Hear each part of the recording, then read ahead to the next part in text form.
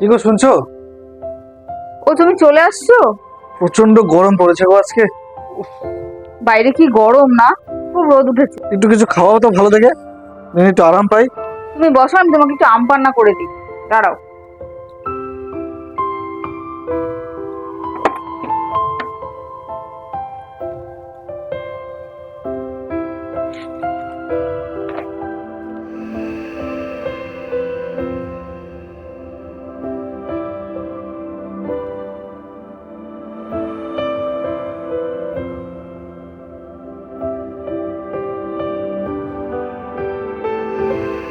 না, এটা খেয়ে নাও, দেখো ভালো লাগে। বাহ, দেখেই তো ভালো লাগছে। দারুণ বানিয়েছো তো জিনিসটা।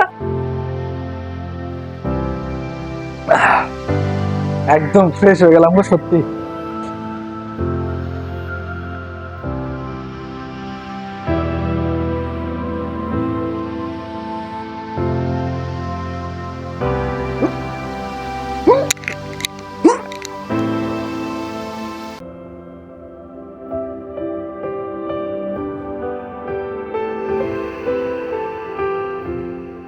কি গো, এরকম হচ্ছে কেন তোমার? তুমি তো এখনই ঠিক ছিলে। উহ, আহ, আমি তো বাইরে কিছু খাইনি গো, ভাবি যাবে যে আমার এরকম বমি হবে। বাড়িতে আসার পর আম পান্নাটাই শুধু খেলাম, তুমি যেটা বানিয়ে দিলে। উফ, আবার বমি আসছে। এই, তুমি যে আম পান্নাটা এনেছিলে, তুমি ডেট দেখে এনেছিলে? ওটা ডেট ঠিক ছিল তো? না তো, আমি জিনিসটা না একটু তাড়াহুড়োতে কিনেছিলাম, আর এক্সপায়ারি ডেটটা দেখতে ভুলে গেছি। হ্যাঁ, তুমি ডেট দেখে আনোনি? দেখি, দাও তো আমাকে।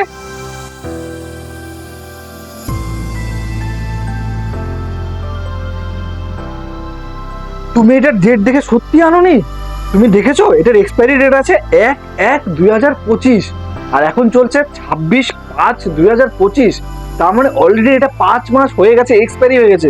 এটা পরিমাণ স্বরূপ যদি আমি বেশি খেয়ে নিতাম, তাহলে তো আমার জীবনটাও চলে যেত। তুমি এটা না দেখে কিভাবে আনলে? দেখো পূজা, তোমাকে আমি একটা কথা বলি, এই ভুলটা দ্বিতীয়বার করবে না। যখনই যেই দোকান থেকে তুমি যে জিনিসই কিনো না কেন, প্রথমে সেই জিনিসের এক্সপায়ারি ডেটটা ভালো মতো লক্ষ্য করে নেবে।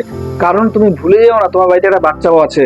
আর আমি আপনাদেরও বলতে চাই, যখনই দোকান থেকে কোনো একটা জিনিস কিনুন, যে কোনো প্রোডাক্ট কিনুন, প্রথমে তার এক্সপায়ারি ডেটটা চেক করে নেবেন।